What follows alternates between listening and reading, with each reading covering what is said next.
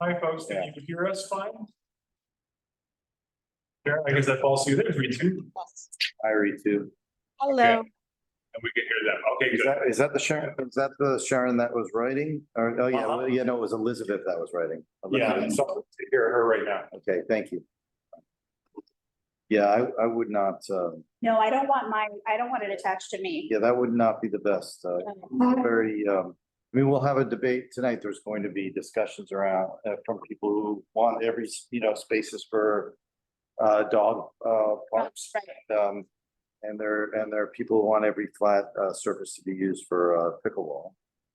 I just think it's all like a balance thing, like Yeah, banning pickleball seems like not a good idea because lots of people use it for exercise and love it and. yeah, I think it was just that, and then there will be more space at, Pasanante, but the issue was, really one of, it just getting carried away there I and know. parks got. Oh, I know. wild. And yeah, I saw it, I was there and I watched it and parents were screaming at Yeah. pickleballers and vice versa. And it just, yeah, anyway, yeah. no, I know it's a complicated.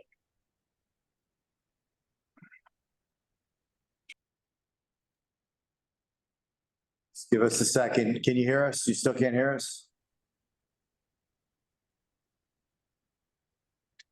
All right, I gotta wait for Mark just a second. Sharon, Um, it could be your computer if you don't have it. If you Ritu, can you, go to your, Ritu, can you hear us? yeah, I can. Okay, so Ritu can hear us. Can you hear me? Yes. Okay. Yes, So Sharon, Sharon, have you I think turned you up need your to go volume? to your, you need to Turn up go your to volume. your, oh, she can't hear me, so. hold on. Maybe we could put in. Yeah.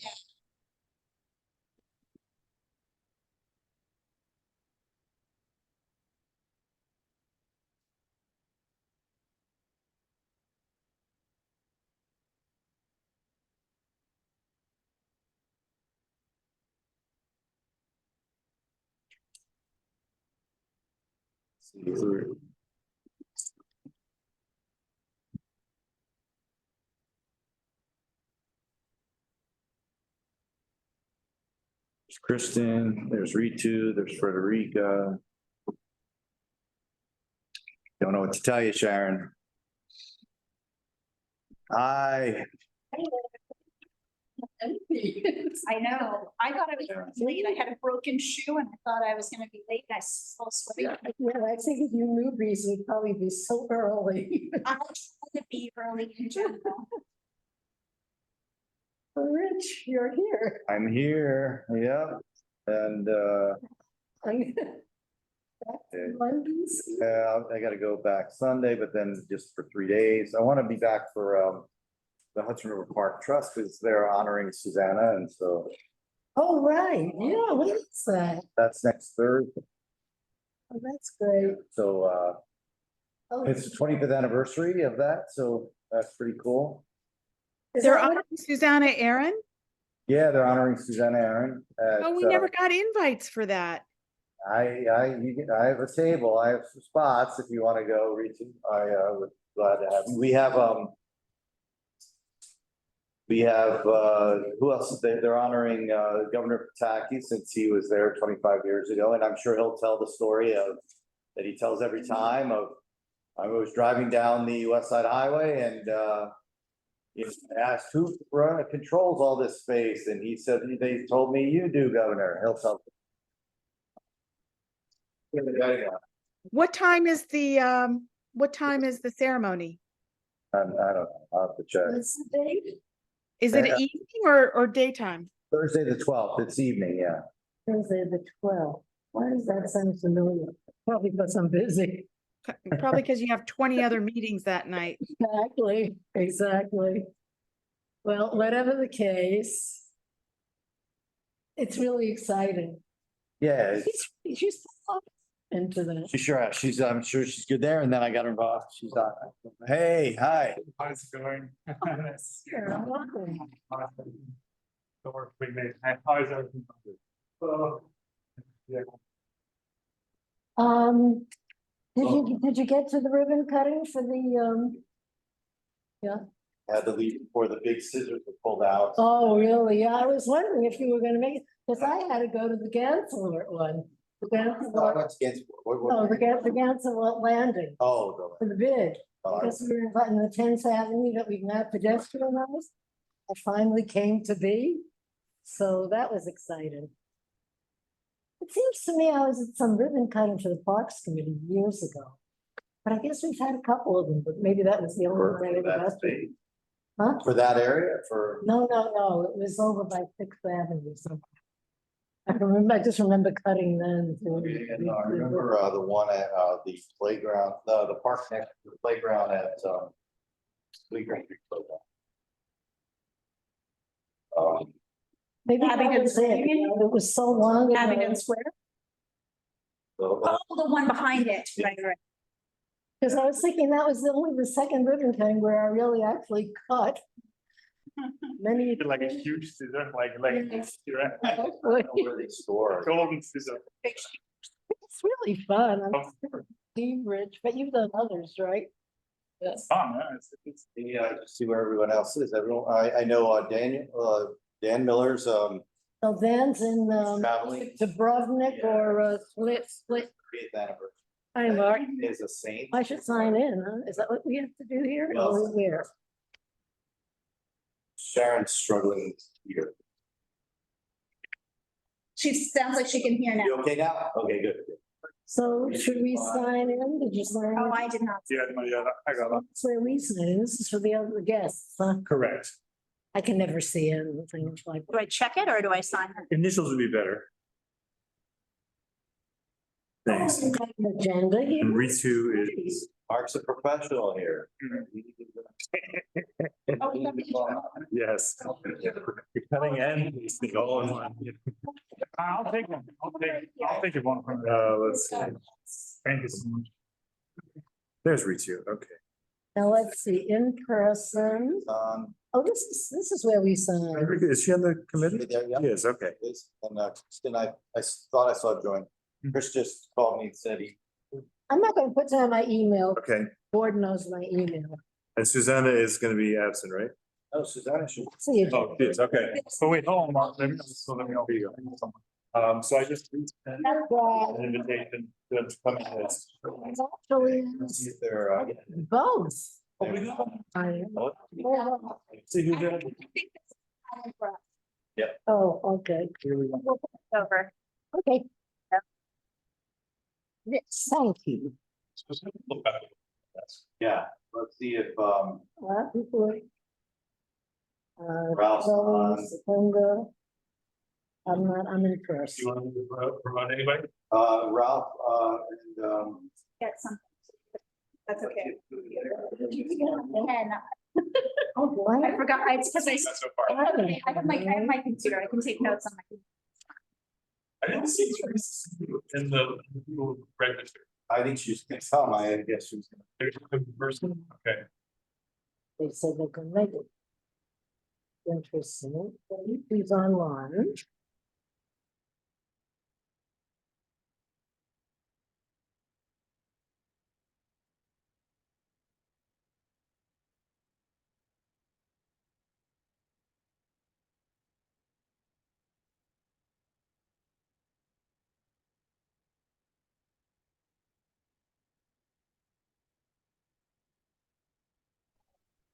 Hey, Rich, can you hear me?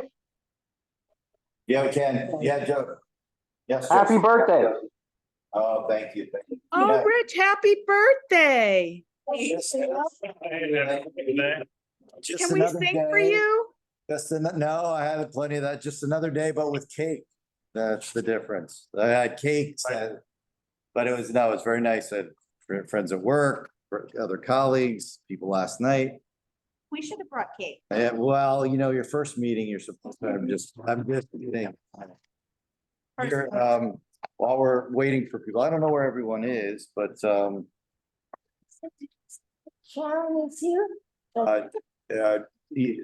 not that Sharon, different Sharon. Okay, we are the. Well, I don't know where everybody else is. Who we went out? Susanna and Matt Metzger and Coral can't make it. Who else are we waiting? I'm here, Rich. I'm gonna try to make it in person. Oh, okay, thanks, Matt. I didn't see you up there. I'm glad No you. worries, no worries. Is that Matt Metzger? Okay, Yeah, that's Matt. It Metzger. is. check you off, Matt. Let me just check with whoever. Okay. Remote, not. For, All right, well, it's getting late. We gotta get started. I'm sorry. Hold on, I just seen some. got 1, 2, 3, 4. That's not a quorum. We have to be committee now. Yes, yes. Voted. So that is one of the announcements, yes. So welcome, everyone. I'll go around and introduce everyone, but first I wanted to tell you we have 2 new members, Julian and Ann. So I wanted to introduce them. They've come tonight. Hello. I guess our tradition is you tell us one. No, I'm just kidding. I was gonna one embarrassing. No. Welcome. Really glad to have you on here. Congratulations. Everyone says this is, the most fun committee, but no, it's a good one. And you come on an interesting night. We have, hopefully we'll have a good conversation. I'd say usually the meetings, our agendas are a little more structured, but this one's a little different. And I'll tell you why when we get to it. The first thing I would say is that I will remind you, we are an advisory group, as you know, and that can sometimes be frustrating, but that's just a setup for me to tell everyone that occasionally things happen that we've been working on and they open up and it's very exciting. And that we had this week with the official opening of Gansevoort Peninsula, which is a pretty stunning place, pretty stunning location. I think if you get a chance to go out, you should do so. It's I was out there for the ribbon cutting and I was reminded of the fact that when that process went through the community design, there was a desire to do something.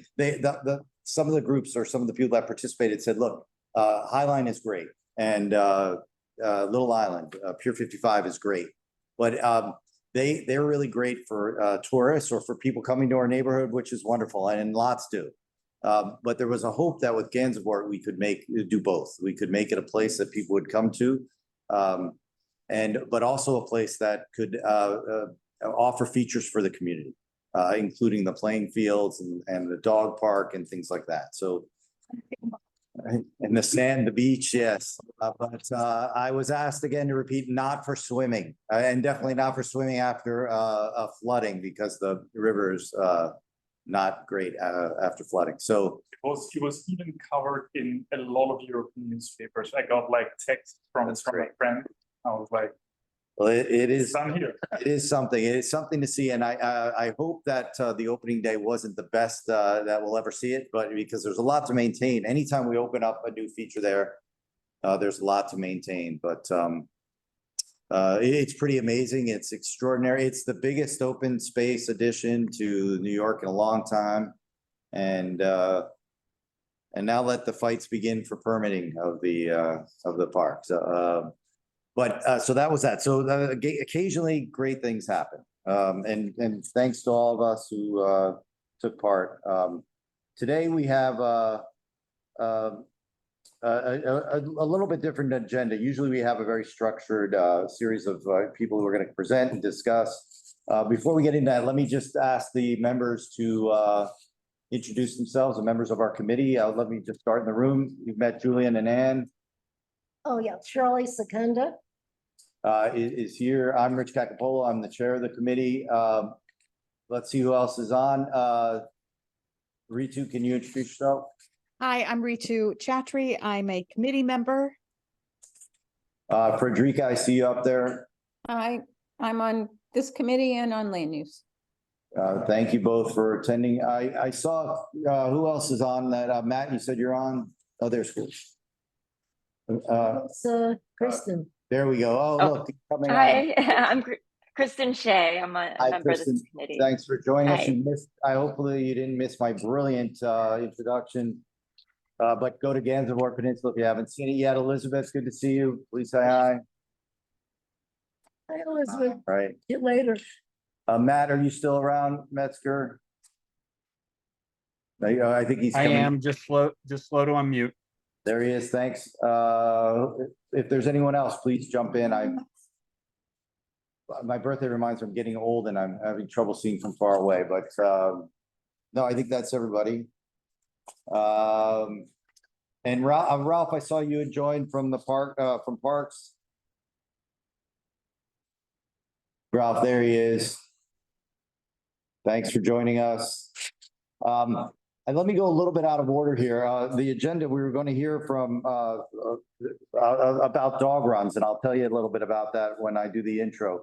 But Joseph, who everyone knows from Elizabeth Street Garden, asked if he could speak to us today. And so let me get him a chance while we're still working through all these things and everyone's joining. Joseph, we want to give us an update on what's going on Elizabeth Street Garden. Thank you for having me, Rich, and happy birthday. Thank you. Hi, everyone. I'm Joseph Reaver. I'm the Executive Director of Elizabeth Street Garden, for those who are new to the committee. For those who don't know, or some of you may have missed it, we had a big update on the legal efforts to protect the garden.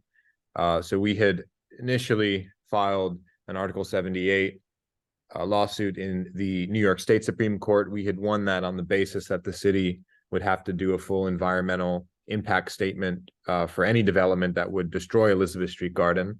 That was Deborah James. The city has an automatic appeal, and so they appealed it, and we had a judgment unanimously against us in the appellate division of the state Supreme Court. And so a lot of people saw that, a lot of the media kind of reported on that as almost a done deal. The hopes are very slim in terms of getting into the Court of Appeals. However, we applied for leave. Our attorney is Norman Siegel. We have a full legal team working on this that's made up of 3 different firms, but the lead attorney is a Norman Siegel on this. We applied for leave to appeal, which is what you have to do when you have a unanimous decision against you.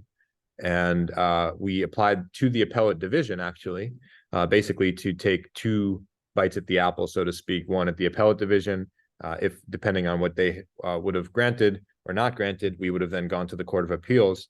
However, they granted it. So now we are in the Court of Appeals, where we are at the highest state level, and we're basically in round 3. So this is big news, not just for the garden, for the community, but it's also big news for environmental review, which is why I'm glad Federica is on here as well, because I spoke at the general meeting CB2 about a few months back about the importance of this case regarding environmental review at a city and state level, being if it goes one way or the other, it will set a precedent for how environmental review is considered, how EISs or impact statements are considered, and hard looks within an EAS on a city and state level, or in SECRA, the technical manuals of the city and state.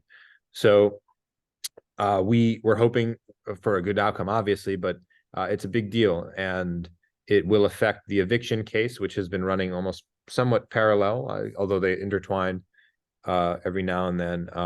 It has been running parallel, and we've been at trial in eviction court, in housing court, landlord and tenant court, before Judge Richard Tsai. I testified, Councilmember Christopher Marte testified. We had members from the community, from some of our partners, business partners, local organization partners, a public school teacher, a board member from Lungs and the New York City Community Garden Coalition testified. The testimony was very strong, and the judge we still have some testimony left, in part being from Assembly Member Grace Lee, and this will now could change a bit. We're not exactly sure how it will be affected in the housing court, but now that we are in the Court of Appeals, we anticipate some difference. So we're feeling optimistic. We're obviously, the fight is not over at all. We are in round 3, so to speak. And one of the things that I had brought up to the community board and are hoping to discuss with this committee, and then to the executive and larger board, is Community Board 2's recognition of the environmental implications of this case, specifically being the EIS and how it would be affected at a city and state level, because if the worst possible case scenario happens, that will be legal precedent that guts environmental review and makes it easier for developers in the future to reference this case as not having to take a hard look when having to do environmental impact statements or full scopes of the study zone. And so this is a very important issue that goes beyond Elizabeth Street Garden, but obviously Elizabeth Street Garden is our focal point. Is there any questions about the legal? Am I allowed to take questions about the legal before I had two other? Can you just clarify, what is it that we could do to help, if I just want to make sure I understand, what is it that you're asking us to consider doing to assist? Possibly another resolution or some form of statement acknowledging and focusing on the environmental review process and how it is reflected in this case and how it could affect environmental review at a city and state level. And, you know, we're happy to continue the discussions if we meet separately, but it's something that we feel should be addressed because as some may know, Mayor Eric Adams is looking to change environmental review for specific sized developments across the city, and it could potentially be weakened, and it's a concern with any kind of development, specifically though for green space and community gardens and open spaces that are at risk. And could you, I'm sorry, before we allow some questions, can you give us the expected time frame of some of these decisions? It's hard to tell at this point. We don't have an exact moment. You know, right now we're in the Court of Appeals. We'll submit papers, the city will respond, and then most likely it'll go to oral arguments. It's hard to tell. Once our legal team has a little bit more information, we'd happily provide an update. Okay.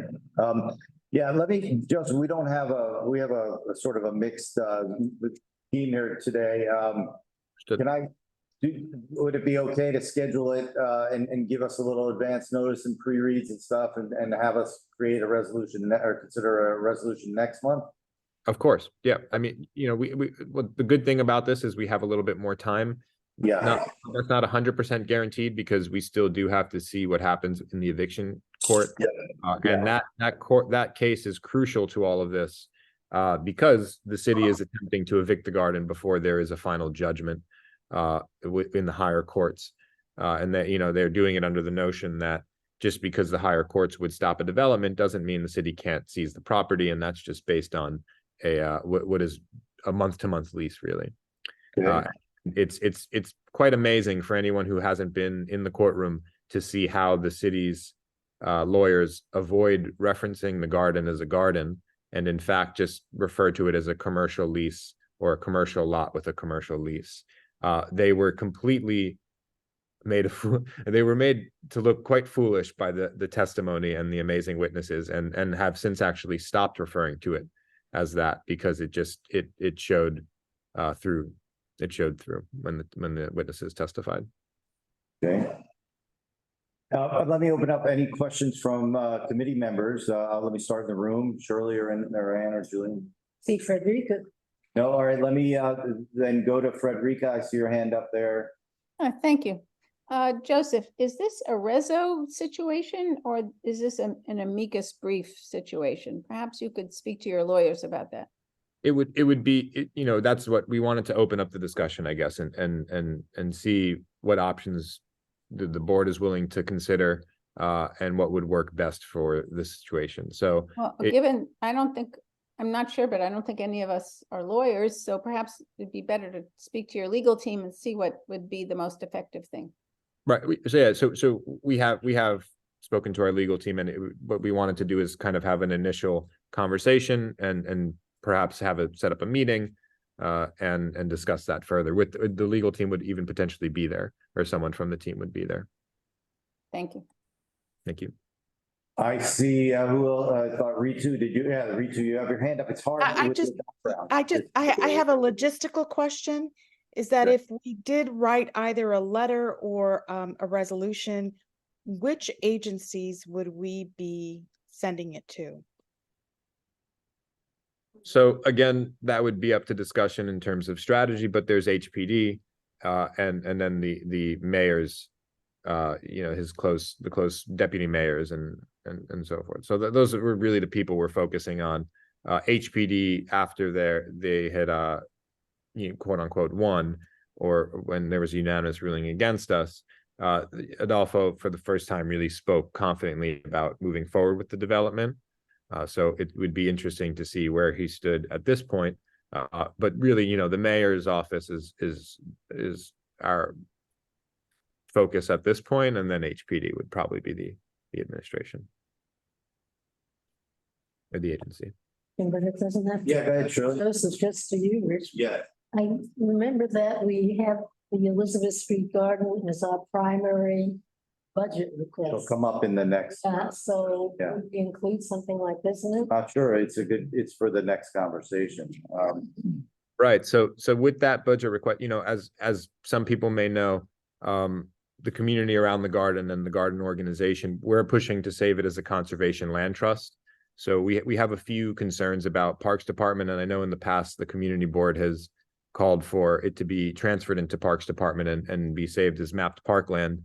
So we'd like to possibly discuss alternatives to that wording and request, because we want to leave room for the plan as a conservation land trust, which actually has over 130, probably actually over 140 local businesses and organizations supporting that right now. And I could go further into that. What I was going to do is share our proposal to the mayor, which includes some alternative sites for housing within the community board and council district, as well as that conservation land trust plan that discusses in depth how the land could be preserved as such, and why we believe it to be better than under Parks Department. So that's just one thing I would like to request to the committee in term when that comes up in discussion, because in the past it's just been kind of to transfer it to Parks Department and reserve the budget for that. There's some concerns that are recent lately, like the mayor cutting more percentage from the different agencies because of the migrant crisis, as well as the constant push for at least 1% for parks. So I encourage anyone and everyone who's as part of that discussion to look at the proposal to the mayor that we have, specifically to the conservation land trust plan that we have. And I can send that in the chat. Yeah, please do, because we're going to discuss it later in the meeting. Yeah, but just to emphasize that, because it's quite important, and the whole community of volunteers, which is well over 400 now, as well as the surrounding community, local businesses, organizations, and neighbors are all really behind this plan. And so we're hoping to have everyone unified. We invited the community board to join as a supporter, and they were still considering it kind of under the notion that first we have to save the garden, then we can discuss how it's saved. However, we disagree with that last part a bit, because we want to show a unified community behind this plan. And also in terms of the discussions with the city, if we get to that point, it's going to be logistical, and it's going to be technical. And it's really going to be much more intertwined than a kind of binary approach to first that and then the latter. Okay. Okay. Yeah, please share that in the chat. Absolutely. Don't mind. Yeah. Is there more question before I just wanted to talk briefly about a more positive note, the upcoming programs we have. Yeah. Can I Okay. just ask my question before we move on? Sorry. Rich? Yeah. Go ahead. Yeah. Thanks. So you said if we want to respond to the court case, we either send something to HPD and or the mayor's office. And I could understand if we decide that the property should move to Parkland, we would be in touch with Parks. But what's the agency that handles conservation land trust? What's the city agency? So just one clarification, when in terms of how CB2 could be supportive, wasn't necessarily talking only about, in response to the courts. We were speaking in terms of generally if it were to be a statement or a letter. That would be up to discussion with the board and the executive committee as to the strategy behind it, but we don't know if we necessarily would want to write, or this would be obviously up to the board, but in terms of addressing the court itself. So that's why we would be more open to a strategic discussion around a general statement from the board. An amicus is also something to be considered and discussed. So they're a bit. Okay, sorry, but I feel that we need more information from your legal team to inform what we should be doing. Typically, when a committee or community board sends a reso, it's to an agency. So I understand mayor's office, I understand HPD, I understand parks, but again, my question is, what's the agency involved in conservation land trusts? Sure. So that I was gonna get to that one point after. I just wanted to make that clarification. So in the report, we actually discussed this. A conservation land trust would involve HPD as well because they have jurisdiction over the land. If in the report you would see we have a map of how the land could be transferred, and it regards deed restrictions, conservation easements. It goes into the mechanisms that would ensure that the garden is in perpetuity saved as a public community green space forever, and could touch on operations, ensuring opening hours, et cetera, all of that. So there's specific page to it. I can actually just send it in the chat now for anyone who wants to look at it while I'm here. That's the proposal, and the first part of the proposal has the alternative sites that we have considered and we're looking at, and obviously the community board has been the first to bring up some of them. And then the second part of that proposal has the conservation land trust plan. And on one of the pages there, you'll see it goes into the mechanisms of how the land could be transferred, and what mechanisms could be employed to ensure the public access and all of that, ensure that the garden remains what it is. But HPD would be the administration to do that. Sorry, the agency. Okay, Matt, you have your hand up? Without saying whether we should or should not, we could pass a reso, just I think, as Joseph said, stating a position without addressing it. And I humbly beg the committee and board to move away from letters and towards resolutions.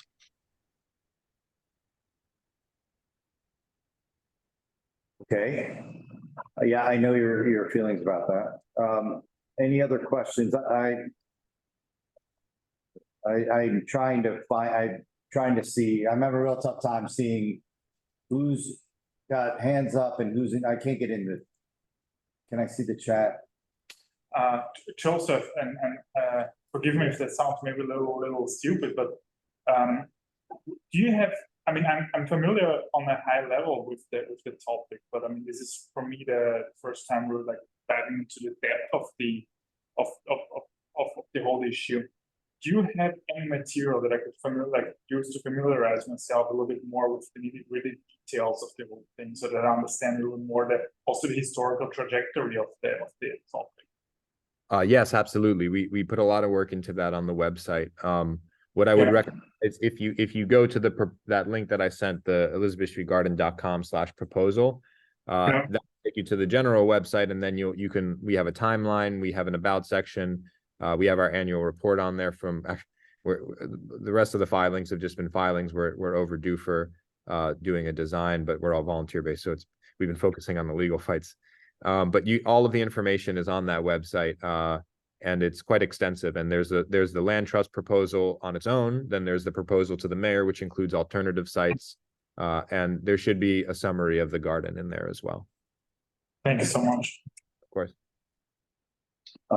Before I move any further, Ralph, I thought Ms. Flores was going to be on for the next topic. You know how to reach her? I can't see her anywhere here. I'll give her a call right now. What's the next topic? About the dog runs? Dog parks, the dog parks. Brian has his hand up too. Yeah, Brian, I see you have your hand up. Can you speak? Yes, thank you. Joseph, I was wondering what the city's position is on seemingly to be ignoring or superseding the deed restriction when the public school transferred the land as open recreational space in the deed restriction back when. Yeah, it's, you know, it's a technical thing that was brought up many times internally. It was named in one of in the companion lawsuit more extensively. It unfortunately it in the state supreme level before Judge Deborah James, it was just struck down, and it wasn't really acknowledged. She didn't really pass much ruling on it except by striking it down, and it hasn't seemed to hold such bearing in all of this, and so we've kind of shifted focus from it. A strong component in all of this is a zoning argument, and that's something that we're still intend on carrying through this legal battle, and that has to do with the project itself not being in compliance with SLID, or Special Little Italy District zoning, because of the rear POPs, the privately owned public space that they're proposing, and buildings having to be built up to the curb. Regarding the school and the history of the deed, are you talking about when it was part of the Free School Society, or are you talking about when the land was split up and Lyra took over the southern portion of the block? Yeah, I'm speaking of when the free school was transferred over to the public school system, and then when that was abandoned or turned over to the city, it was a deed restriction that space was going to continue to be open recreational space. So, it's really unfortunate that the city is so cavalier about just ignoring that and disposing of it, as what I hear. Yeah, I mean, what you're saying is, I think it might be a little bit of a crossover between a few things, because when the Free School Society eventually evolved into the Board of Education, there was a deed restriction on the Mott area that it would always have to be for public educational use. Is that what you're referring to, or are you referring to there's a small kind of side note on another document? It's just a bit confused by the description, but either way, they've both kind of been dismissed in a legal capacity, and then also by the city as well. Well, that's the main thing, and thank you for that clarification. That's all. Maybe, hopefully, and maybe there will come a time in the future that it can come up again, as it has never been fully addressed, or at least it doesn't feel as such from my position. Any more questions for Joseph? If there are none, would it be possible for me to talk about just the upcoming? Oh, yes, of course, please do. Yes, please do. With that, and also to end on a lighter note, although we are very happy with the recent legal news. Yeah. We have upcoming probably the biggest event of the year, which is the Halloween Pep Parade at the Gardens, costume runway competition. All the local businesses donate to help, and it's an amazing community event. That's on October 29th, and I will share the calendar in the chat as well. And then we also, before that, we have a monster movie miniseries. So we normally end our movie nights in August, and so this is a way for us to bring those back with a bit of a Halloween spirit. And they're really fun. They were really well attended last year. Everyone had over 100 people, and a lot of positive feedback. So we brought it back again this year, and that's running the Tuesday, Wednesday, and Thursday before that last weekend of October. So I believe it's the 24th, 25th, and 26th. But it'll be on the calendar in the link that I send. I'm not sure if Community Board ever promotes public events like that, but we would love if the board could consider promoting at least the Halloween Pep Parade. All of these events are free and open to the public. To participate, members people in the community have to buy a participant ticket, and that just is a bit of a fundraiser to help cover costs for the event. But other than that, it's free to spectate, and it should be a really fun event. And if anyone has any dogs or cats or bunnies, actually, we have some bunnies potentially. Any pets are welcome if it's logistically doable, and I encourage everyone to participate. Okay. Yeah, if there's a flyer or something, we can post it up. Absolutely. We just finished the flyer today, so I'll send it in the chat. It's also on the calendar website. Yeah, probably best send it to me by email and I'll make sure it gets to Mark and we can get it up on the site. Okay, great. If that's okay. Yeah. Um, And then the okay. calendar for the chat. Thank you so much, everyone. Appreciate yeah, it. thank you, Joseph.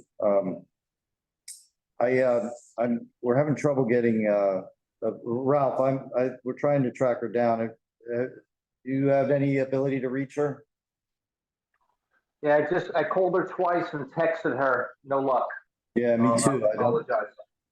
I knew she was doing some research because she wasn't an expert, and I don't, you declare yourself an expert on dog parks in the neighborhood? Well, what are we looking for new spaces for dog runs? So let me give you the background on it. So what happened was I got a message from Brad Hoylman, and he'd run into somebody, and the person had asked him about is there a way to get more dog parks in the neighborhood? And so he had introduced them to me, and I said, look, I'm not sure. We'll bring it up as a meeting at a Parks Committee meeting, and I'll see if the Parks Department, can give some discussion about which ones exist, and is there a potential for additional areas that might be used for this purpose? And so Teresa and I spoke about it. She said that she would do it. She would come and speak about it. I don't know what's happened to her. I do want to raise. We did in the conversation talk about some that people might not be aware of. In fact, and I just want to highlight for the group, there is a new park next to the Paulson Center at NYU. I've highlighted it for the committee. It's not run by the Parks Department. It's overseen by NYU, and I think there's a committee of people that run it.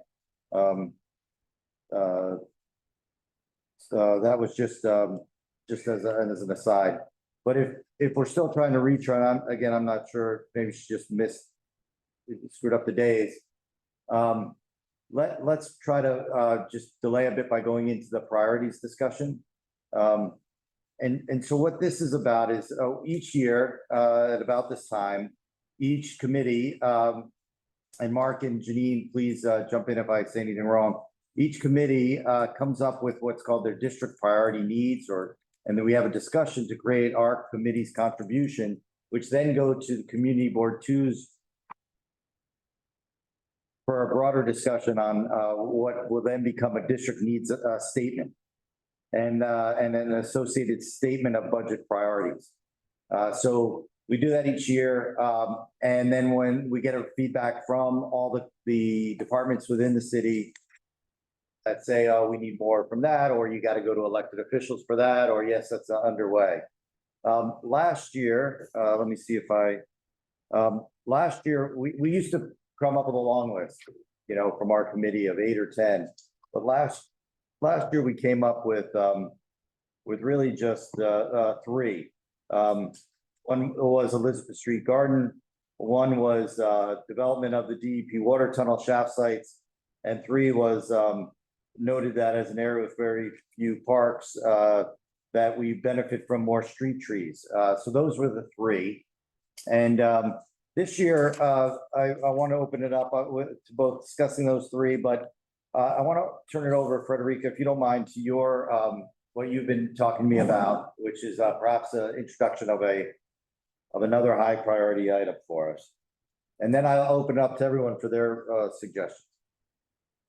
All right, my mind is racing here to represent as well as I can what I have to say, and I didn't know you were going to call on me. I'm sorry. That's okay. That's all right. You're more eloquent on it than I, so. That's all right. So I see that Katie Bordenaro is on, and she's the chair or co-chair of land use. And I am also on the land use committee. So I have the opportunity to see both sides of the 388 Hudson site, both the park part and the affordable housing part. And it has bothered me and a few other people that we have not been able to look at both parts together. And it seems as if we might have a better end result if we were able to merge the two uses and not be confined to one use on one part and the other use on the other part. So that's one thing that's on my mind. The other thing that maybe you're looking to me to talk about is the fact that I've been on the Parks Committee for at least 10 years now, and I have watched the city pour millions of dollars into Dappolito. A rec center, yeah. The rec center, thank you. I do recall meeting there early days, but it's been closed most of the last 10 to 12 years. And I know that we do have a record of resolutions about Dappolito that have increasingly been concerned about the amount of money that the city is pouring into it and what we're getting out of it. I wish, in fact, that we could ask the city for a tally of all the money that's gone into it. But when we're considering the affordable housing part of 388, the Land Use Committee has asked for 3 floors of rec center. And I do believe that the Parks Committee has also asked for some rec center, but maybe without specifying a number of floors. Is that right, Rich? Yeah, I think that's true. So we have not been working together, but we have been kind of going in the same direction.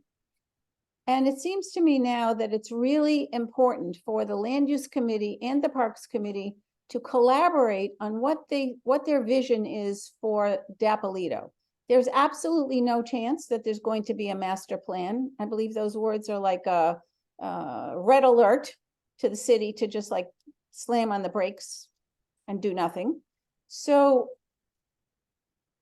but the fact is that the ultimate disposition of Dappolito, whether it be for a rec center or affordable housing, really affects the desperation with which we look at the 388 Hudson site.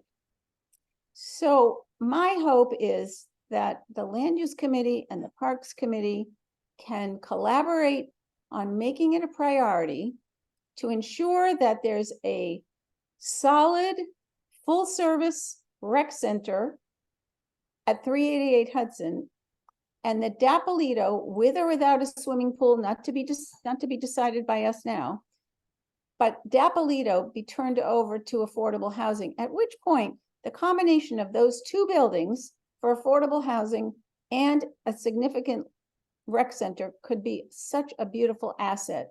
Along with JJ Walker, along with the pool, it would be an amazing affordable housing / recreational campus in our corner of CB2. Okay, so let me just try to summarize that for, it would be hard to put that into the assessment. Is the request on the table I think it's 2 sides, but one is, let's just focus on the question that we should have a recreation center that's open, like the one in Chelsea, like the one on Houston Street on Lower East, or wherever you call that, Lower East Side. And that Dappolito is not going to be it, and may never get done. Is that basically what you're saying? Well, yeah, that kind of loses a little bit. Did you not tell us that the city was now projecting that it would cost $84 million to turn Dappolito into a functioning rec center? No, I don't think that was it. I think what they said was that that building a new rec center I think it was $60 million. I have to check the notes. It was back, but it cost $60 million to build a new rec center, and that's before that's on a cleared space, right? And that the estimate was that it would be significantly more to clear that space at Dappolito, which would raise it up to maybe 84, 85. Okay, so then I'd like to forget that, because I don't think it pertains. The fact is that without collaboration between land use and parks, the community board has already submitted a reso to the city that we want 3 floors of a rec center. So that seems to me, we're not gonna, unless we intend to go back on that request, that piece is in place. So I guess what I'm saying is that I know it would be an uphill climb, but I do believe it's possible to turn Dapolito into a lovely affordable housing building. And so what I'm hoping is that the two committees will collaborate on that priority. Okay, but in terms of the priority list, are you saying you'd like to put in as a top priority that our community board district gets a rec center that's either opened or is, you know, built new? And then a second point is a recommendation that perhaps that which is the Dapolito Center is not that answer, that should otherwise be used as a affordable housing center? Well, I'm not sure of what you said. I know that All right, you don't want rec centers in both places. right? And if we really make an argument for a full service rec center at 388, I can't see making the same argument at Dapolito, Yeah. right? And I know that there's issues of preservation, and I watched the Rudins get their way at St. Vincent's with a shred of the facade to preserve for historic preservation. So, Yeah. and I have seen Eric Botcher, I have visually seen Eric Botcher be seemingly in favor of Dapolito as an affordable housing site. I'm not speaking for him, but I have watched him nod on the topic. And I feel that that's another reason why we should kind of organize ourselves around making that happen. So we had Elizabeth Street Garden. I'm not suggesting that we remove Elizabeth Street Garden. Okay. I'm suggesting that we link the one to the other. That we link the Dapolito as affordable housing and a rec center of 3 floors at 388. Okay. Well, as we open it up for discussion, could you help us by attempting to write that in a paragraph that we could, you know, we can discuss it, but just with the goal of trying to write that as a suggestion. And are there any questions or comments anyone wants to make about that? Yes. Question. So I'm new to the committee. What is the issue that's been the holdup? Is there a structural issue at Dapolito? I really don't. Yes, the structure is as every time they check the walls, there are more things that are found, and the wall that's next to the pool is unstable, and there's a whole bunch of, yeah.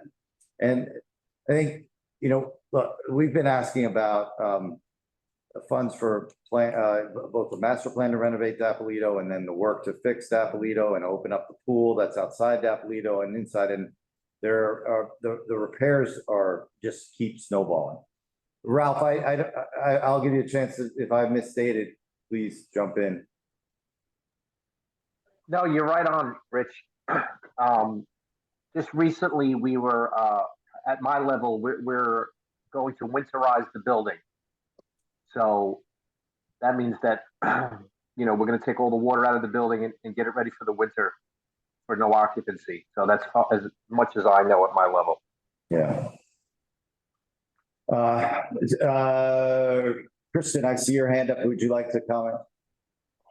Yeah, I just think that although I think, you know, this sounds like a really interesting solution to the issue, I think it's such a big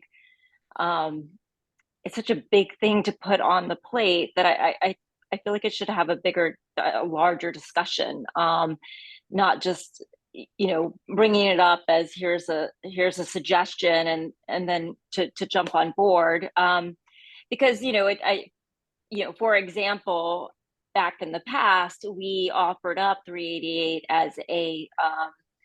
as an alternative to Elizabeth Street Garden, recognizing that CB2 is in desperate need of park space, and that hasn't changed, that we're in desperate need of park space, and we're also in desperate need of having the rec center repaired and functioning, and we're in need of all those things, and we're in need of affordable housing and all of those things together. And none of that has changed. But what has changed is now we're losing, we're on the brink of losing Elizabeth Street Garden. I mean, I know we're still in the game, but we're in definitely a different position than we were back then, and not in as good of a position. And now we're definitely losing 388 as park space. So we're losing all of that park space. And I just kind of feel like I don't want to jump in and offer as a solution this huge thing without having a larger discussion about how that would all be put together. I don't know. I'm uncomfortable with that as a position. Not saying I wouldn't agree with it, but maybe after discussion and seeing how that would work, and sort of seeing a little bit more of the details and the money and the time and how it would impact our community.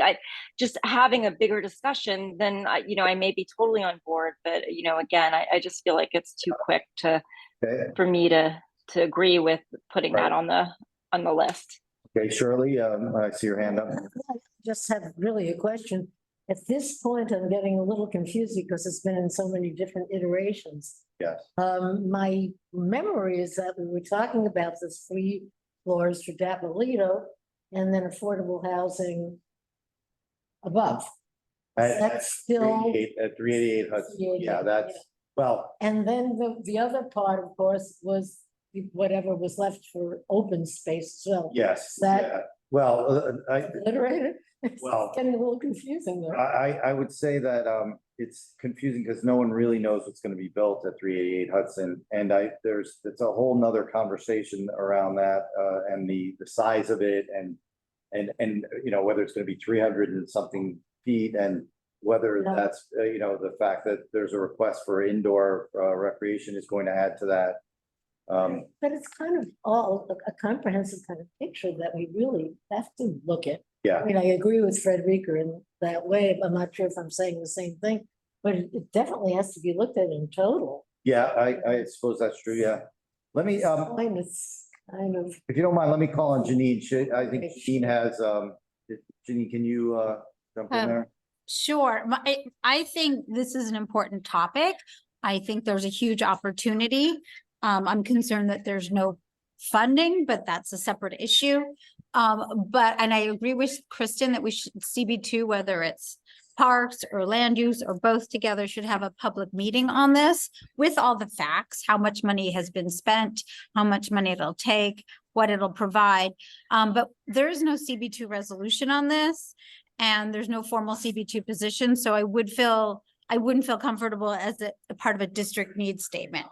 We haven't even written a letter on this. Yeah, Matt loves the letters. We haven't even done that, Janine.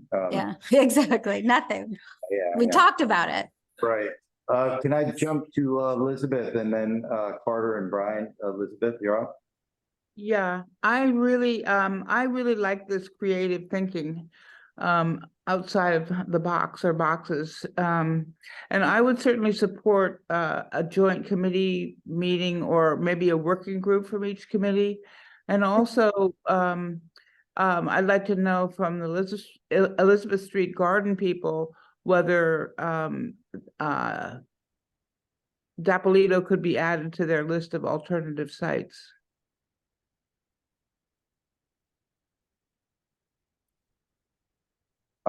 Yeah, I don't want to go down the path of his Dapolito an alternative site. For Elizabeth Street Garden, how to avoid housing. I don't think that's a conversation we're going to get to a resolution on tonight. And I think part of the reason, well, let me stop there. Let me go to Carter. Carter, do you want to contribute? Yeah, thanks, Rich. I just, 388 is separate from Dapolito. It's already in process. There's already movement happening on that. The board has positions, and they're just two totally different projects. And I think that, just echoing Janine, we really need to have a robust discussion that's separate on this, and I think we need to really focus tonight on this year's, focus on what we would like to see for the budget priorities, and not get distracted on something that the board hasn't even considered, and which frankly, as Kristen was saying, deserves a much larger Yeah. conversation Okay, but than just a quick topic here. So okay, well, let's put on a rec center as a, without tying it to 388, let's think of the requirement or the request of a open, real rec center as a standalone thing, just for the debate. Matt, I'm sorry, Brian, you had your hand up. Yes, again, a very interesting conversation, especially when you brought up the budget figures that were quoted for Depolino. I would just anecdotally say that when anybody talks about, well, should we use it for recreation center or should we use it for affordable housing? The numbers, the construction costs are going to be fairly equivalent. We should expect to spend that much to repurpose the Depolino Center, whether it's for a better recreation center or for affordable housing. So just thought I'd add that. Thanks. Yeah, thank you. Matt, I should have called on you. You have your hand up. That is more than okay. I want to really say I like this idea a lot, and I think congratulate Frederica on the, I don't know, innovativeness of this idea. Pairing the two, I think, works really well. I agree with the group that it deserves time and attention. I would support it on this one, but if it goes to further meetings, I'm certainly fine with that as well. Okay, thanks. Valerie, I thought I saw your hand up. Were we able to promote Valerie? Yes, can you hear me? Yeah, I see you there now. Yeah. Hi, on the 388 Hudson, I just wanted to chime in of the open space and how that's being handled by the Hudson Square bid because of funding that was given from elected officials. And so I was just going to report to this committee that as you know, they issued that RFP for the Hudson Square bid, issued the RFP for the open space back in April, and they've now in July onboarded a firm called MNLA, and they kicked off the project for the open space. I don't know if this committee has what the scope of that is. I'm sure you have. I can put a link in the chat if anyone's interested. It has the timeline, but we should be hearing from them. They will be engaging the community this fall on that open space. So I know there's other people on this committee, such as Janine and maybe you, Rich, that have been on that, but that was the latest report from the Hudson Square bid meeting last week. Well, that's great, Valerie, and thanks for throwing that in there. That is just for everyone that's half of the 388 lot, southern half, and it would be a open space. And then there's a whole history of whether it's passive or whether the money's for active. But I don't want to get into it. I just want everyone to just realize that project, we decided we'd rather be a part of it than to fight it. And so we would take part in the scoping session. We didn't want to do it while people were away for the summer, and they listened, and so it'll be in the fall, and that's a good thing. Let me just take a step back. I'm sorry, Frederica, I'll give you a chance to answer. Thank you. I agree with the people who said that it deserves its own conversation. And if this meeting serves to elevate that and make it happen, I'm all in favor of that. And I'm all in favor of leaving it out of our district needs statement for the year. Well, thanks. I'm glad I called on you to raise it. Thank you. I'd like to see something come out of this after. Yeah, I agree. I would also like, just for the record, not to have 388 Hudson be 350 feet tall, but and that's a separate meeting, and I know Katie and a bunch of other people are working on that as well. Let me just back up a step. I'm sorry. Let me see if I can share a screen here. Let me just try to set the, let me just try to set this. I want to, let me see if this is the one. Yeah, I'll go back in time a little bit and try to share here. It's not a whiteboard. I'm trying to share an example of a, see if this will work. Okay, so we, no, that's not the one I want, but that'll work. But we've done these each year, and sometimes we get upset that the things we request don't get done, and you know, they just you know, no one listens. But it's worth just for a second, and please bear with me while I try to do this, that no, that's not the one. That we do in the end, often things do get done. Let me just highlight a few things that we had talked about earlier. One of the things we had asked about, or we had requested here, you know, I'm going to try one more time to share.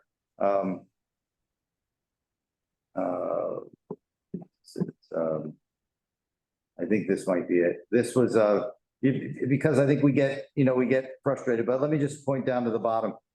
We would requested over the years a new fence for LaGuardia Corner Gardens, and they came through. The Little Red Plaza design took a long time, but it's now open. The DeSalvio, I think the record amount of time, I think the Guinness people came and registered that. It's the longest playground renovation of all time. I'm just joking. That was done.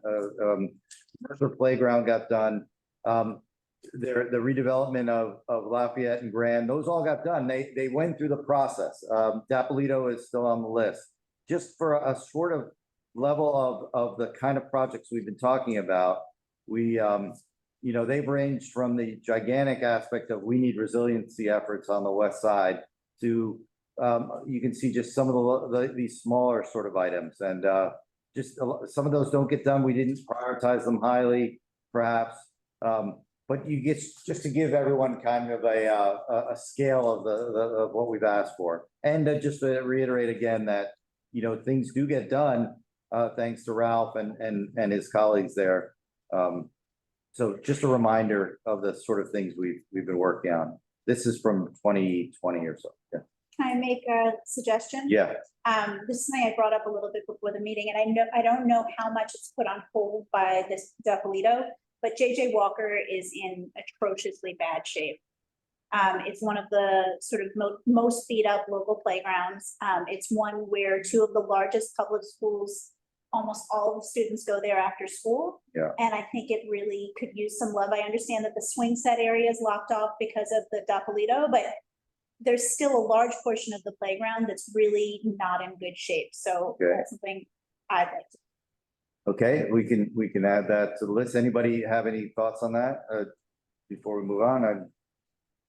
There's just nodding of heads. Okay. Any other ideas that people have, again, for other projects that we've talked about over time and that we've highlighted? Again, we've talked about Elizabeth Street Garden. We've talked about you know, trees. We've got the water tunnel sites, just so for those who are new, on East 4th Street, it was opened, and on Lafayette and Grand were opened.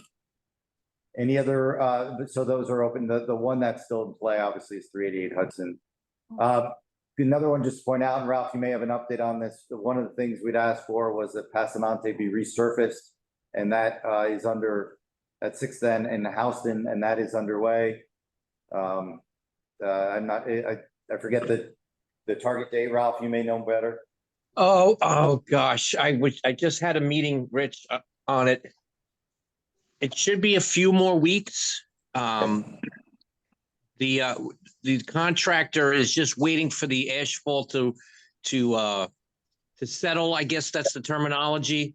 And the sports coating doesn't take long, and then you need about a week or two for it to dry. It's going to happen very shortly.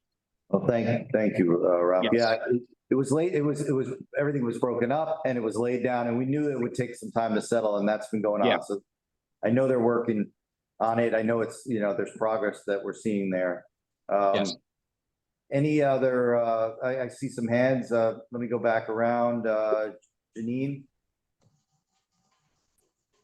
Oops.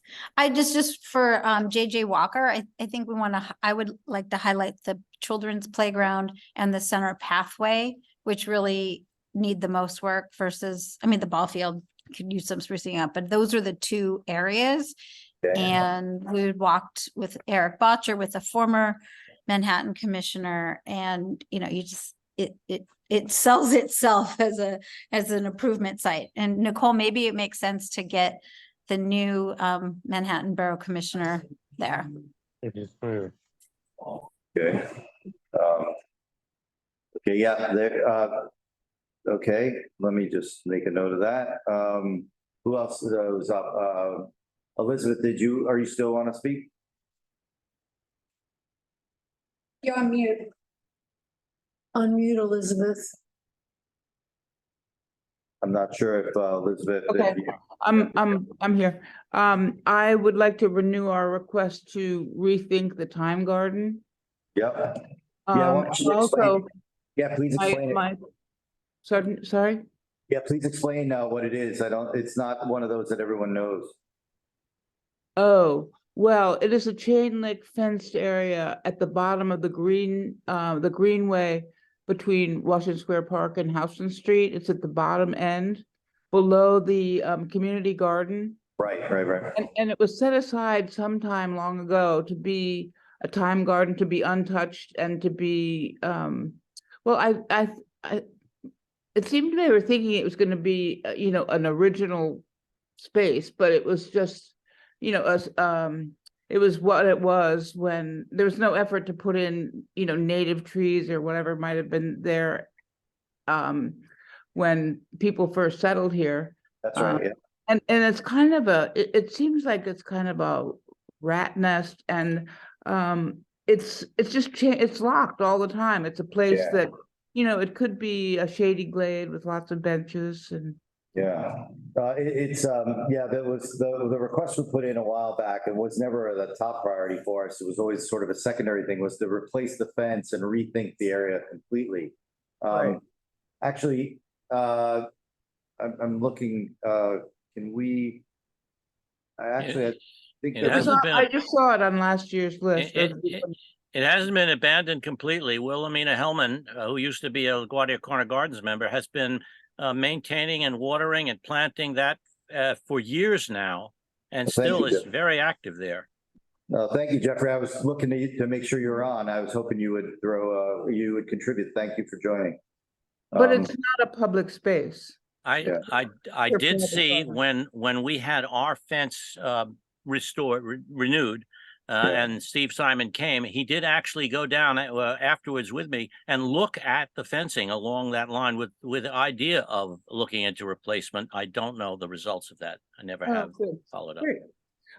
Rich, I have one other thing. I want to renew my annual plea for more benches in the 3 small parks along 6th Avenue, Minetta Triangle, Minetta Green, and Golden Swan. Yeah, I know those. Yes, and we talk about this, and the benches that are proposed are the Ralph, jump in if I get this wrong, but they were some benches maybe from back from the World's Fair or something. And yes, you're right. You're right on, Rich. You're doing good tonight. Yes. Thank you. Yes. Yes. So yeah, we can put that on there. It never really, every year it doesn't really make the cut, unfortunately, but we can put it on there. I see Pete on, and I sorry, Pete, can you chat from where you are there as an attendee? You declined to be promoted, Pete, I know, but can you speak from there?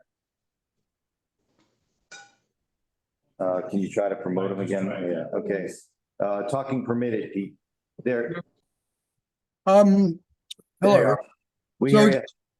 Okay, following up on Dapolito pool discussion, perhaps Ralph can tell us now or in the future, is it possible to split the pool from the building, or is the building and the pool, are they one and the same in terms of structure? So any discussion about, well, let's keep that, but not that, we don't know, and we don't have enough info for that. So maybe Ralph can answer that now or later.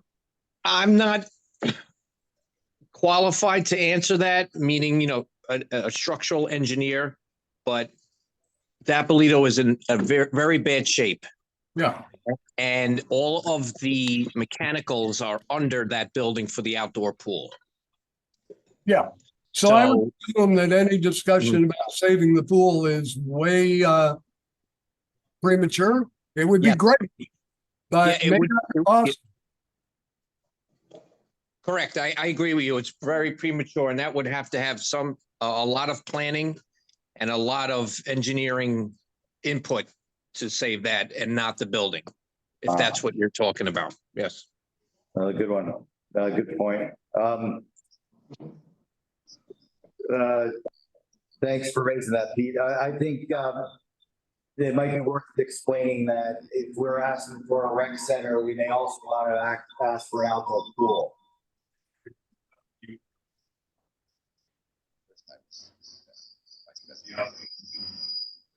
All right.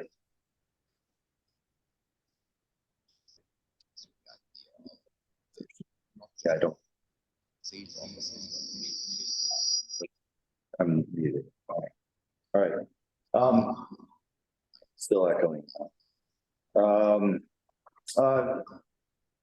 that's not joined on.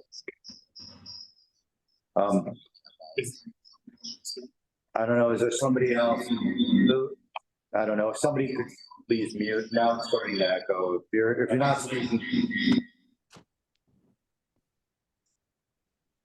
Sharon. Okay, Sharon, can you speak? Yes, thank you. I understand that there's no one from the Parks Department, which is unfortunate, but I'd like to just at least bring up a couple of things. And thank you for allowing me to participate. I'm a trainer and behaviorist with training cats and dogs. And one of the main concerns is the amount of dogs that are in the city and the lack of dog runs versus dog parks. And I'll come back to that in a second, but I actually went yesterday to the Gainsbourg Peninsula, which is beautiful.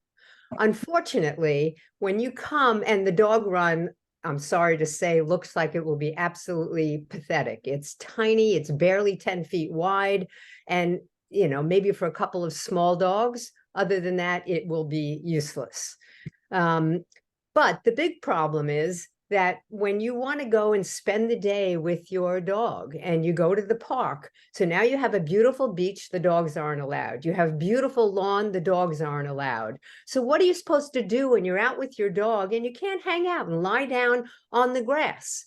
I don't understand it. That's number one. There is no place in the city that has lawn that dogs are allowed on. So what do people do? You can walk your dog someplace, but you can't participate. So I see people that have children, they hook up their dog to the outside of a fence. That's not fair to the dog, and the dog doesn't get to participate with the family. So frankly, you should just leave the dog home.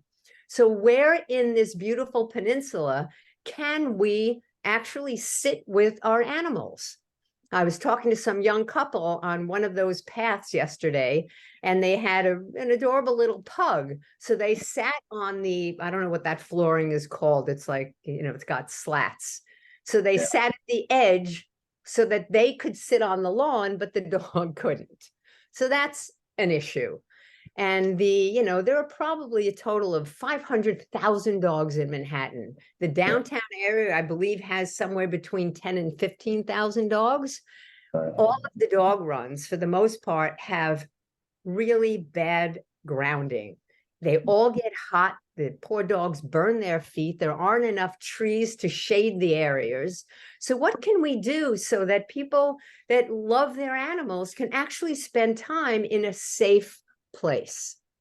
I'll start with that because there are lots of other little issues. Okay, yeah, Sharon, you're obviously, you've thought a lot about this and you're an expert on this. I can't tell you, but would you have a theory on why it seems to be consistently suggested that dogs not be allowed on the grass? I imagine that, the Parks Department doesn't want to have to clean up or, put down new turf. Yeah, You know, So- there are the few bad apples that don't clean up after their dog. But the rest of the people, for the most part, are responsible dog owners. And so I don't know why we can't designate some part for them. So it's not just parks, it's also the Hudson River Park Trust. And I'm not an expert in this either, but I would guess, and I'm just guessing, that perhaps cleaning up, and I have a dog and I'd love to take them there, but I would guess that perhaps cleaning up after a dog on grass maybe doesn't really get it totally clean. So that if people follow there and then, lie down, maybe that's the reason. I think it's also. So we just need to spend, a little more money and figure out how to make it work. I mean, yesterday there was a young guy who was lying on the grass. He had maybe a 5-pound chihuahua that was laying on his chest, right? Yeah. It was not on the grass. He was just laying there. And one of those, parks people said, get off the lawn. I mean, it makes no sense. And I don't know why, other than the fact that. Well, actually, I think it actually does make sense. I think it makes sense that if a dog urinates or otherwise goes to the bathroom and people try to clean it up, perhaps it's not possible to really clean it up, such that the next kid that walks through there or the next person who lies down there. But again, I'll let everyone imagine that scenario. Again, I'm not an expert, but I would suggest that it's probably not as simple as saying, why don't we just allow animals to walk on the grass? Well, I think that there's, probably a way of meeting in the middle so that there are some designated areas. I'm not going to talk about the regular, issues that everybody has that get yelled at just for walking their dogs. Dogs, they can't pee against a building. They can't pee in the street. They want them to be in the middle of the street where all the cars and bicycles are. I mean, it's getting really difficult to just have a dog in the city, but we have them. And so there needs to be some kind of compromise so that you can spend time in places with your dog. Yeah, I don't know. I walk my dog every day on the sidewalk and I've never had anybody say that was not allowed. No, walking is fine, but if you pass a building and the dog lifts its leg and pees in front, you get yelled at by the super. If there's no way that the city is accommodating the animals. And so you walk your dog. Where do you play with your dog? Yeah. How does he interact with other dogs? Yeah. At a dog park or on the street. Yeah, I mean, there are now, I'm sorry to interrupt, but there's a difference between a dog park and a dog run. Dog parks are not enclosed, like Central Park, the Great Lawn, certain hours they can run, but you need to have a well-trained dog to do that. So the dog run itself needs to have an enclosed place. Obviously, you take the leash off. That's a dog. But there aren't enough of them.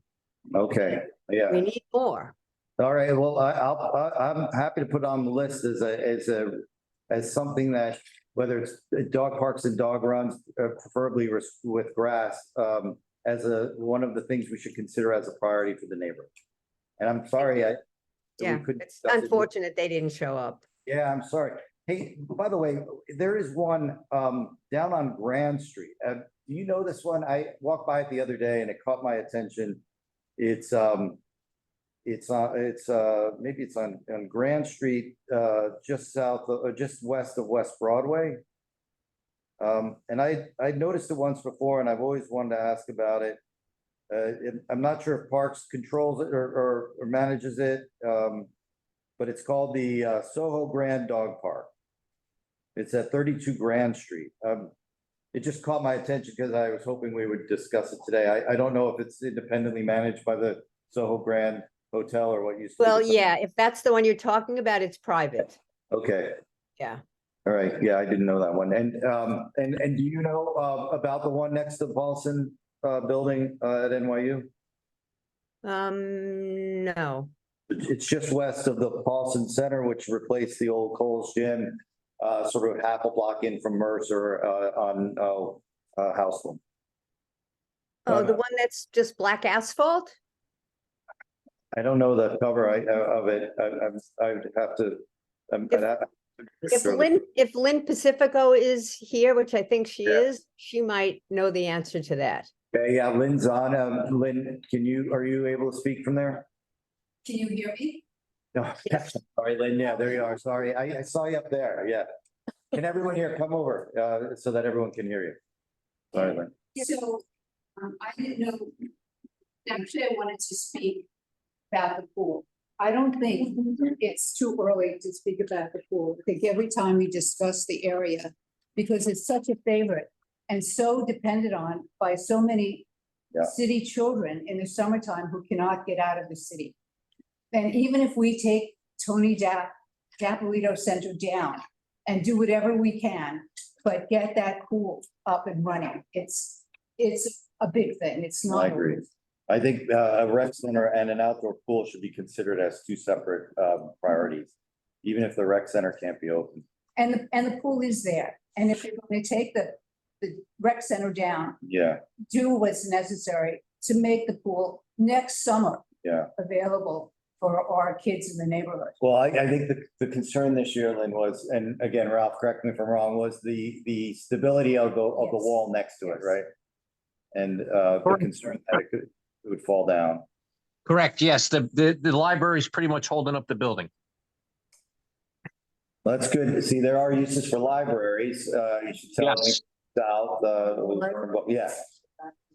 Okay, well, that was outdoor pool. Yep, keep going, Lynn. I also wanted to say that I think congestion pricing is starting next year. So Morton Street can be used, people coming out of the tunnel. They don't need to use Clarkson Street. All these years, all this traffic coming out of the tunnel has been going by the school and the playgrounds. That's all heavy metals. That doesn't belong there anyway. Are you saying going into the tunnel, waiting to go into the tunnel? No, coming out of the tunnel. They come up Hudson Street and then they make a right on Clarkson Street to go east. Okay. But it never stops. The traffic never stops. Well, that's, It's not a good thing. No, I think it's due in part to the fact that the people who use that to try to get to back to enter the tunnel. But your point of pushing them up to Morton. It goes east. Yeah. So, the thing is that we're not going to have as many cars coming into downtown. Right. Once congestion pricing starts. And we can take 60% of that street and convert it to park. There's so many things that can be done. I mean, even until that happens, we can close that street on the weekends and have fairs and pickleball, whatever, being played there. So you see statements like that. I mean, we don't know where ambulance routes are. We don't know, surely where bus routes are. That's how Washington Square Park was made, wasn't it? By closing off the bottom end of Fifth Avenue. We could always, I suppose, do a request that's kind of general in terms of reclaiming street space. We do it all the time. Yeah, and that would involve investigating. For these kinds of uses. Yeah, but again, it's. But the thing is, we're desperate. Something specific, unfortunately. An outdoor recreation space, so we have to think outside of the box. Okay. You know what, I've been on this committee a long time, and what I've learned is you got to kind of think inside the box when it comes to the priorities and needs assessment. Otherwise, they all get rejected. So we are now, we're asking for a rec center, an outdoor pool.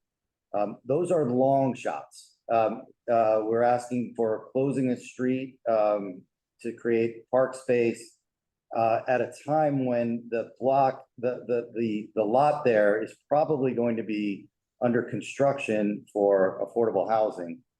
I think that probably is not a likely thing. I'm all for ideas. I just think that block of Clarkson is going to be heavily, it's probably going to be in use. Let's go, but can you talk about the dog, the reason we called on you was the dog. Okay, I didn't know that we had switched into that formally in the group. Okay, so. No. Let me be very, very clear. There was a Can you give your perspective on more dog parks and dog runs? Yes, yes. There, with every dog is a dog owner. These are people that need recreational spaces. Okay, They choose to live with dogs. They Yeah. choose to recreate with dogs. okay, Right now, the Leroy Street Run is dangerously overcrowded after work. And very often in the morning, I've seen 35 people in there with their dogs, some of them having 2 dogs. Leroy Street all the way to the, okay, So the thing is, and what do people like to do with their dogs? They like to play frisbee. Or they like to play ball. Where can they do? There's no place that they can legally do that down there.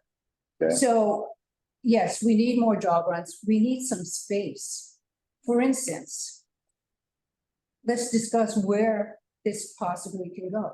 okay, There's, since it's not going to be at 388 right, and all the other things that are not going to be at 388, right, there's that one island, it's on the border of Chelsea, in the middle of the highway, where I think, what is it, 10th Avenue comes off of West Street, and it's not very used. the Chelsea Waterfront Field. Is that what it is? Yeah, it's at that triangle, yeah. Yeah. Chelsea Waterside Park. Yeah, Waterside, I'm sorry, Chelsea Waterside Park, yes. That's the dog run. That's the 23rd, It is. Is that 23rd, Sharon? or are you thinking of the one Yeah, at? 23rd is the Chelsea, it's the Waterside dog run. And there's one on 14th It's in the Street. middle of the highway. Yeah, Right, that's, you see, that's where they put dog runs. In places where people don't want parks and children's playgrounds and things like that, like in the middle of a highway. And we would love that. okay. No, no, Also, what you would love, what would you love there at Chelsea Waterside? making it a dog, Okay, and now there's a dog park there already? no. It's a dog run. Okay. All right, That's the one in the middle, on the median. Great, are you, okay, yeah, are you referring to the 14th Street Park? No, the 23rd Street. All right, but there is a dog run there? Yes, it's called the Waterside Chelsea Dog Run. On Right. it's on 23rd, that's the one on the highway. The Chelsea Waterside Dog. But there's nothing within Chelsea Piers area. In other Can words, you play frisbee there? I'm sorry? Can you play frisbee there? At the dog run there at 23rd Street? No, there's not enough room. You know, they have mounds that the dogs run over. No, Yeah. that's not a place to play frisbee. You need a park, you know, an enclosed area in a park on grass or dirt to be able to play frisbee, but there is no place. And so if they have a problem What cleaning up about- grass, what about dirt? What about the tennis courts? Moving the tennis courts onto the pier or something and using that area. In Hudson River Park. And that's- That's a good idea. And before JJ Walker was turfed, Yeah, the whole community used that. Including the dog owners. And if people get upset about dog poop yeah, at a park, yeah, nature cleans itself. It's not like turf. which yeah, is plastic. yeah, Emitting chemicals, it's like a chemical stew in there. And once you put biomaterial in it stays. It's not like grass. okay, so. Okay, What was that material, Lynn, that you mentioned? There were a few places at the Gainesville Peninsula. It was a mix of clay with something. It feels a little rubbery and soft. Yeah, but that's still really, my last dog, I don't have a dog with me because I had to rehome her. Because she was only allowed to run on cement. Yeah. Right, and that kills the paws, yeah. Have a hard surface, and she was already going lame at 5 years old. I sent her to live with a family in Queens and have a backyard. yeah, I'm just, again, be honest with you, I don't think that, we're going to be successful in requesting for the removal of turf at JJ Walker Field. Well, you've got, Lee Sports has 3 fields with. What about the kids that play there that are not part of Lee Sports? You know, I mean, maybe this is a request for the visioning of the space at 388 Hudson. And maybe that's it. I think that the likelihood of removing turf at JJ Walker is very unlikely. Well, the turf has to be replaced, what, every 7, 8 years or something? Yeah. So the next time it has to be replaced. We're not saying don't play ball there, but let it be a multi-use field the way it used to be with the community. Yeah. That was my community. The problem with the grass there is it didn't stay. It didn't. No, it wasn't supposed to. It was a play sand surface. People used to play ball on play sand surfaces, and that's what we have there. But it was great because there was weeds growing in the corners and, you know, nature. Okay. Okay, I'm trying to get a list together. I've got, I don't want to suggest spaces particularly. I think the request in here is for more parks and dog runs, and preferably with grass or something other than turf. Right. Thompson Right. Square Park is a great example. They have a dog run for large dogs and one for small dogs, and they put mulch. Okay. Mulch, It's not chip. Yeah. Chip was good. Okay. exact. Yeah. And so, Tompkins Square Park, you said? yes, Yeah, all right. Okay. I think Also they Washington Square, don't they have? No, they have yeah, chippy gravel, that's which I prefer yeah. to both Yeah. turf and a hard surface. It's not my favorite, but I prefer that to the other. Well, let me get that on the list. Let's keep going. Anyone else have any others? Any other? Thank you. Frederica, yes. Yeah, in order to just help with the list making, I Yeah. want to suggest that we take a look at the city's urban forest initiative and also the participatory budgeting of our council people before we put street trees back on the list. Okay. I think that those two efforts may have superseded our priority. Yeah, that's a good point. It's participatory budgeting and Urban forest. and urban forest.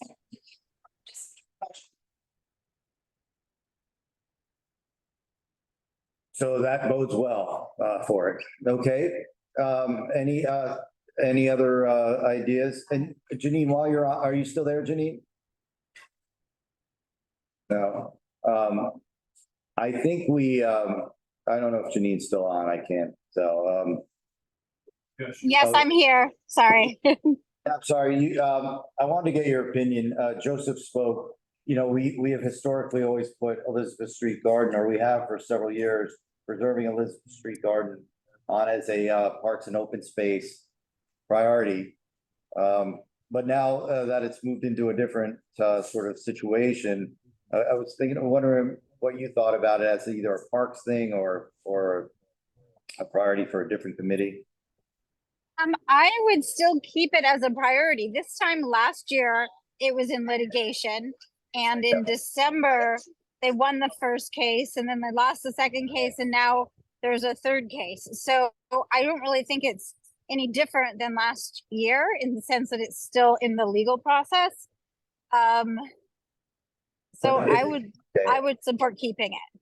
Okay, but I don't know if you joined when Joseph was speaking, but obviously, as you know, he's got a different approach that he's, suggesting now, the conservation approach. You know what? First the garden has to be saved. The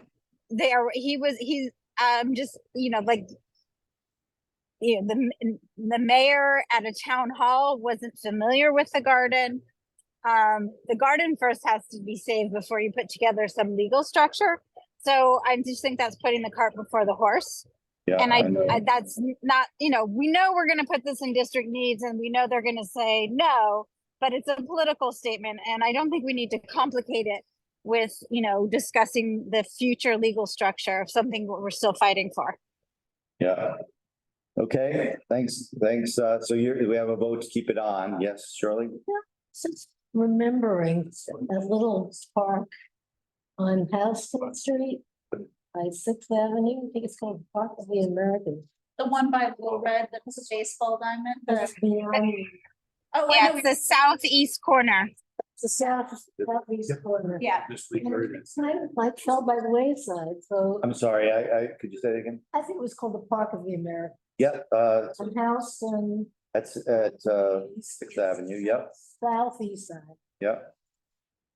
Yeah, we had on the list a while back, It's happened. Playground of the Americas, what? Playground of the Yeah, Americas. Is that something? well, we would have to envision it and we'd have to see what could be put there and, there's some residential right that borders it. It's right across from, Firehouse. what? It's across from the Across the way, yeah. And Yes. also, It's a little bit sad. I mean, some people quite, love it. It's often not used. right. Yeah. Right. I mean, it's a little piece of land there that Yeah, so something should be done with. I would, yeah, I guess the request would be to, we said allocate funds for the reimagining of Playground of the Americas.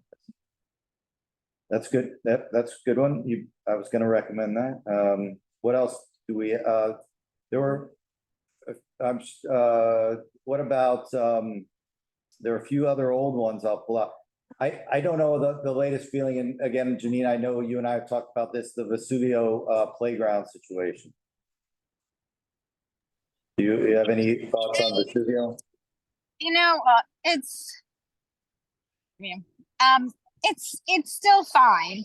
The handball courts the basketball handball courts are now, and they're now pickleball courts. So, but I think it's in decent shape. I mean, I know long-term it needs to, it was first renovated about 18 years ago when my first child was born. So, it's getting there, but, it's still doing okay, and it's packed all the time. Yeah, okay, thanks. Doing okay is all right. What about, we had said before that it's. Can I speak about Vesuvio? You were just talking about it before you get too far away from that. Yes, please, the one thing that Vesuvio could use is on the southeast corner of the basketball court.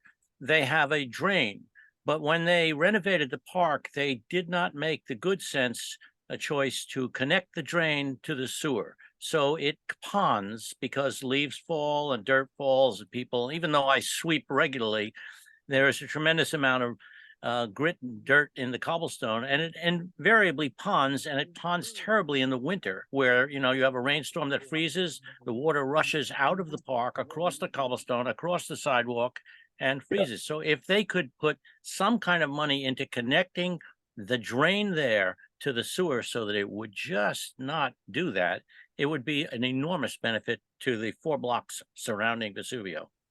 Okay. Thank you. That's a great point, because sorry. Yeah. I'm walking my dog Yeah. on concrete. Yeah, everybody dreads their basketball, tennis ball, or whatever ball you're holding falling into that puddle because it's just gross. Okay. Well, okay, thanks for that. Maybe Ralph, if you want to jump in and say, that's an easy fix and don't bother putting it on, feel free to do so. What I'm gonna do my due diligence. I'll have our plumbers scope it out. I do remember, because I first got to the district for that renovation. And it was a problem before the renovation, and the contractor wasn't the best contractor. Okay. So I will check it out. We also have a vacuum truck in our fleet, so we could vacuum out the drain and we'll scope it out. So I'll take care of that before the winter happens. Thank you, Ralph. And I'll get you an answer if it's connected or not, and then we could figure out the next steps. Thank you, Ralph. Yes, thank you very much. You're welcome. Good that we met. There are a couple of that we put on in certain years. They're allocating funds for more frequent trash removal or larger capacity trash bins in parks. And that sort of ties into the funds for effective rat control. Those are sort of like, motherhood apple pie and oxygen and, I think there is the rat effort, the rat control effort that's going on now, but new street trees we talked about. We've talked in the past about renovation of Duarte Park, and that is an area that is under, is being discussed right now. Ralph, if you know, the power plant across where the basketball courts were, that's on schedule for spring of 2025. That's what the latest I've heard, yes. Yeah, I walked by there the other day and it says it's, going to be returned to the community after in that time frame. So I think that seems to be going. I know there's active work there all the time. Yes. Yes, and they're pretty good. The MTA is pretty good with staying on schedule for things like that. So yeah, that's right. That's MTA. You're right. Yeah. Right.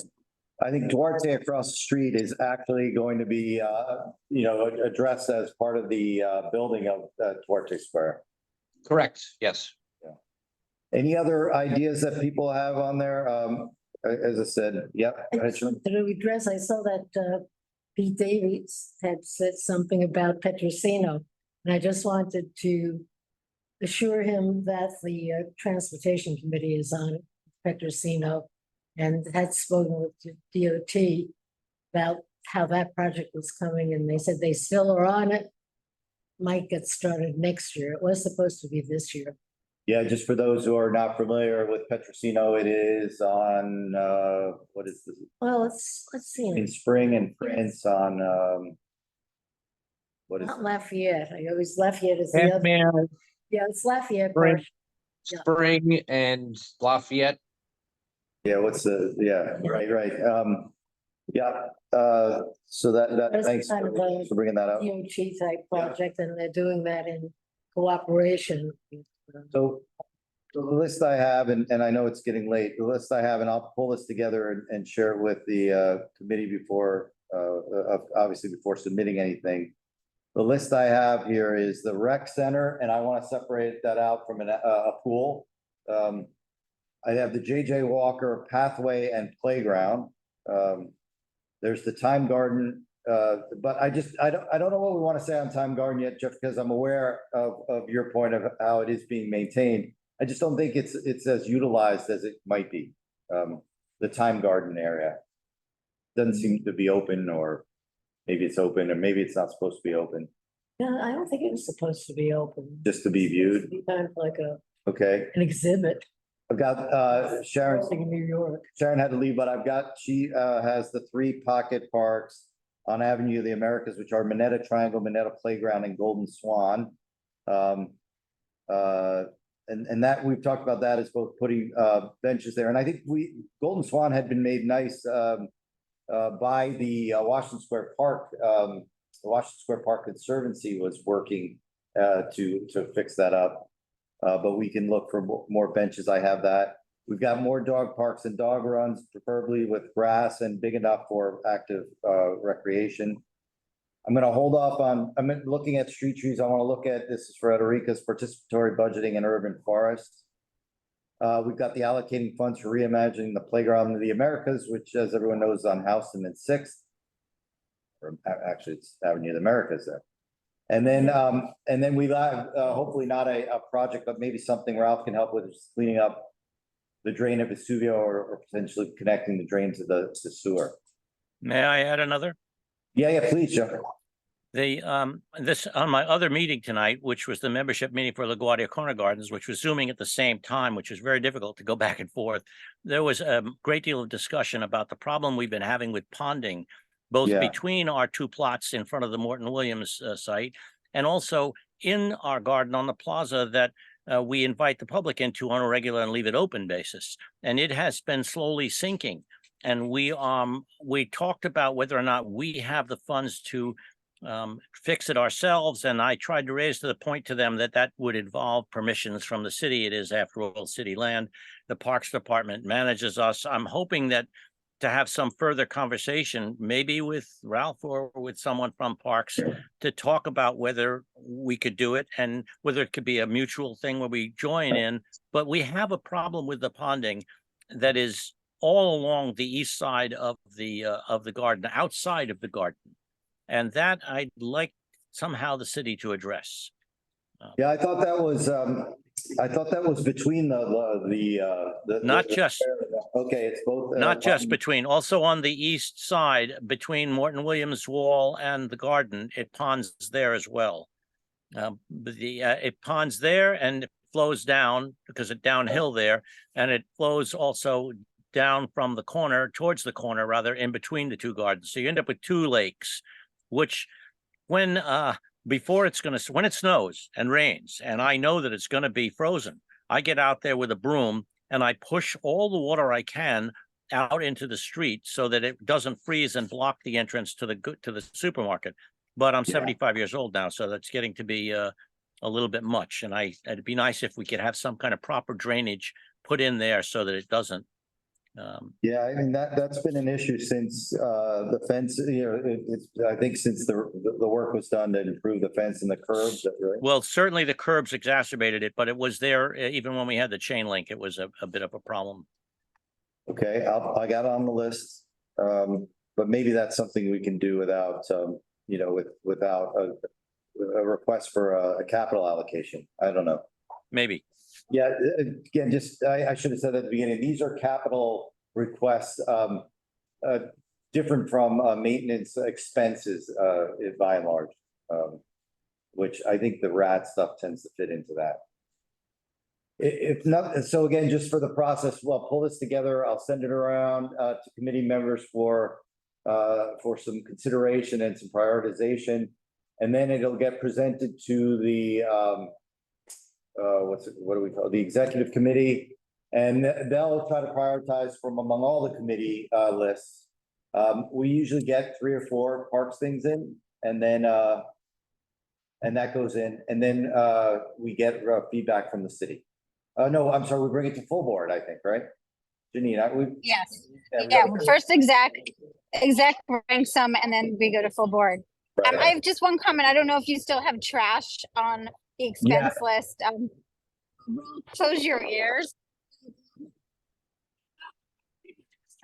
You should handle all the trash for the parks. They're just much better set up for that, and that might be a more efficient use of city resources. I know that's the big thing, but I'm just going to throw that out there. I'm sorry, Janine, you were breaking up a little bit. I want to make sure we understand it.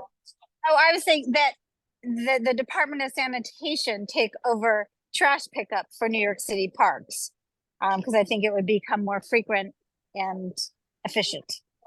Okay. And it was Ralph whose ears you wanted to have closed? Was that yes, yes, okay. exactly. I'm sorry. Yes. Blame me then. Okay. And Ralph, you're all for that? Absolutely. We sanitation has done some pilot programs in other districts. Okay.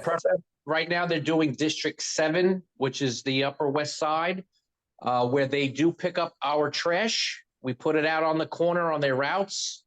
It's still, I don't want to say in the experimental phase. They've been doing it all summer, but with looming budget cuts, I don't know what's going to happen. So things change. I know sanitation helps us out in certain areas around City Hall Park. They pick up all our trash for us because it's on a route. I think it depends on the sanitation district if they can do it. It's not like a citywide project. I know that they picked a district in every borough to try this out to help us with the rodent issues. So that will be a great thing. Also another thing, Rich, just to mention, a lot of the bids have purchased those trash holders that are out on the street. The Downtown Alliance has a downtown. Times Square bid has these nice trash containers that are rat proof that are beautiful, but they're very expensive. And we're trying to purchase them for certain parks. Yeah, it's really good. It's something, instead of having the garbage left on the corner like you see or near a trash can in parks, we could put it in this thing and it's rat proof until we could pick it up later on. So I don't know if that's not really capitally eligible, but it's something that we could push for in certain areas, we just have to find a sidewalk big enough for it to stay outside of it, where it won't bother pedestrian traffic. Yeah, And, I know what you mean. Yes, and for your birthday, I'll work on the benches on 6th Avenue, so you look can at take that. that off the list, all right? That'd be great. Thank you. All right. Thank you. Well, thanks everyone for joining this one. Each year is always kind of, Excuse me, do you want to call on Darlene? where I didn't see Darlene. I'm sorry. Darlene, are you still there? Let me see if I know how to. I'm sorry. Darlene, are you able to speak? I don't think we. She doesn't have a hand up. What's that? She doesn't have a hand up. Oh, is she over here? Yeah, she's right there, but Yeah, you can. yeah, she could Go up she and- doesn't have a hand I up. don't, I'm allowing her to. You're right, you're right. All Are right. they- Well, thanks, everyone. Valerie, you have your hand up again? Oh yeah, I was gonna just quickly add to the conversation for any parks that are near a bid in CB2. That the bids have been tasked by the Department of Sanitation, as the containerization is being, that the bids by November 1st can no longer leave the bags next to trash cans for the Department of Sanitation, like to the existing baskets. So that's something that the different bids are having to deal with in the district to meet that November 1st deadline. It was kind of controversial that it came up so quickly. They had no advance notice on that. So they either have to containerize it, take it to a sanitation garage, or put containers elsewhere for, yeah. So just reporting on that, if that impacts parks. Thanks. Well, yeah, thanks for, that would have an effect on that, yes. Well, thanks, everyone. Yes, Lynn. Sorry, Rich. I wanted to say also that small dog runs, let's say for one dog at a time. Yeah. Can go in long skinny places Like, especially until we get some decent runs. And they're very good for large dogs that are dog aggressive. A lot of people have houses outside of the city. They have large dogs. They come back after the summer and they don't have a place to bring their dog that's safe. So I just wanted to add that. Okay, thank you. Thanks for adding that. All right, guys, thanks for joining us. New members of the committee, thank you for coming. As I said, this is every year it's a less structured one. And those who joined for the dogs, I'm really sorry about Therese not coming. I don't know where we've never had an issue like this where it's a bad first meeting for you to see. It doesn't usually happen where we have a planned event that we can't do without without the right attendee to present. So I promise you it'll be different. Maybe if you brought cookies or cake. I'll remember the next time. But thanks, guys. Thank you. Okay, thanks. Thank you. Thank you very much. Thanks, Rich. Mid-October's Pasadante. I just got the information. Mid-October should be. Mid-October, that'll be great. People will be excited about that. That's great. And try to tell Phil at Little Red, they'll be thrilled.